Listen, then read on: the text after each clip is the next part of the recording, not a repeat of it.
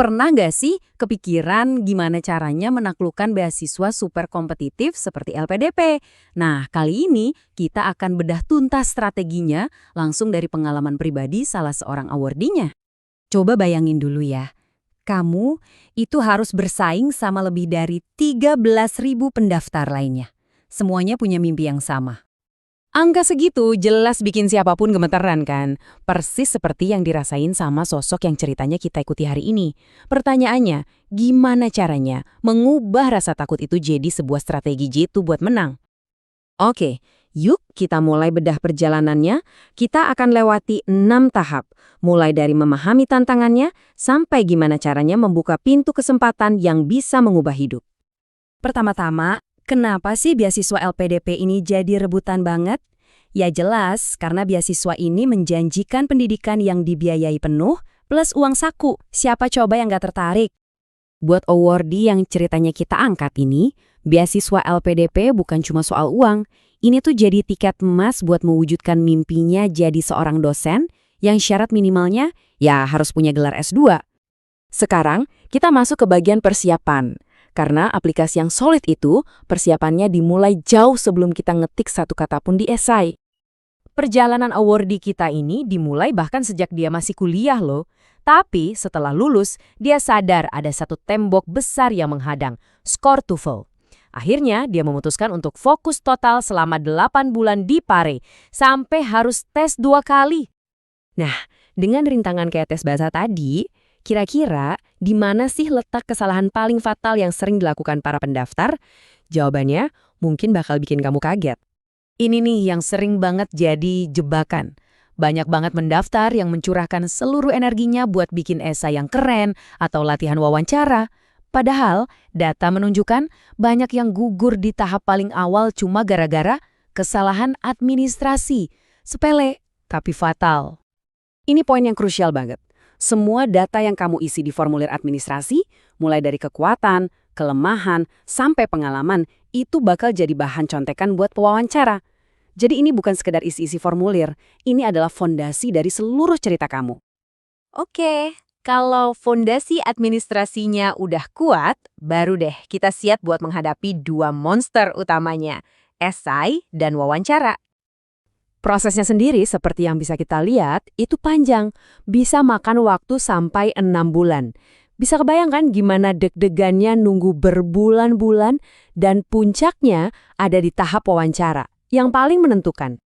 Soal esai, kuncinya bukan cuma cerita yang bagus, tapi cerita yang terpoles. Awardee kita ini menekankan banget pentingnya minta masukan. Coba deh, kasih draft esai kamu ke dosen, senior, atau bahkan awardee LPDP lain. Masukan mereka itu berharga banget. Nah, kutipan ini nunjukin betapa dalamnya sesi wawancara LPDP. Awalnya, awardee kita ini nggak menceritakan pengalamannya mendirikan taman baca masyarakat, karena dia pikir, nggak nyambung sama jurusannya. Tapi, justru para pewawancara melihat itu sebagai bukti kontribusi nyata yang luar biasa. Terus, gimana cara menghadapi tekanan saat wawancara? Kuncinya ada 3. Tetap tenang, percaya diri dengan semua yang sudah kamu tulis dan siapkan, dan yang paling penting, jadilah diri sendiri, jangan dibuat-buat. Setelah berbulan-bulan berjuang, akhirnya tibalah momen pengumuman. Tapi, perjalanan menuju momen ini juga penuh drama loh.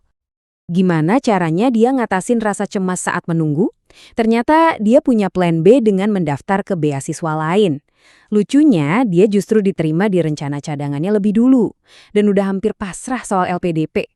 Ternyata kabar baik itu datang juga. Tapi ingat, dapat beasiswa itu bukan garis finish. Justru itu adalah gerbang pembuka ke babak baru yang penuh dengan kesempatan luar biasa. Selain biaya kuliah dan tunjangan hidup yang sudah pasti, LPDP punya bonus yang keren banget. Salah satunya adalah dana tambahan untuk ikut seminar internasional. Ini bisa jadi kesempatan emas loh. Dan ini bukti nyatanya. Awardee kita ini memanfaatkan dana bonus tadi untuk terbang ke Jepang. Buat apa? Buat mempresentasikan hasil penelitiannya tentang konseling feminis untuk korban kekerasan seksual di panggung dunia. Kesempatan yang sepenuhnya didanai oleh LPDP. Keren banget kan? Oke, dari semua cerita tadi, apa sih 3 pelajaran paling penting yang bisa langsung kamu terapkan untuk pendaftaranmu sendiri? Yang pertama dan paling utama, mulai dari sekarang. Jangan nunggu pengumuman pendaftaran dibuka. Entah itu ningkatin skor bahasa Inggris atau sekedar ngumpulin dokumen, cicil dari hari ini. Jangan ditunda-tunda. Kedua, kenali ceritamu sendiri. Coba deh luangkan waktu buat merenung. Apa sih kekuatanmu? Apa tujuan hidupmu? Apa yang bikin kamu beda dari ribuan pendaftar lain? Jawaban dari pertanyaan-pertanyaan ini adalah senjata utamamu. Dan yang terakhir, tunjukkan rasa percaya diri, tapi jangan sampai terkesan sombong. Yakinlah sama persiapan dan cerita yang kamu punya. Lalu sampaikan semuanya dengan tenang, jujur, dan apa adanya. Nah, kita tutup pembahasan kali ini dengan satu pertanyaan reflektif. Sama seperti cerita Taman Baca tadi, mungkin ada bagian dari kisah hidupmu yang sangat berharga, tapi kamu anggap sepele. Coba deh pikirkan lagi. Mungkin disitulah letak kekuatan terbesarmu.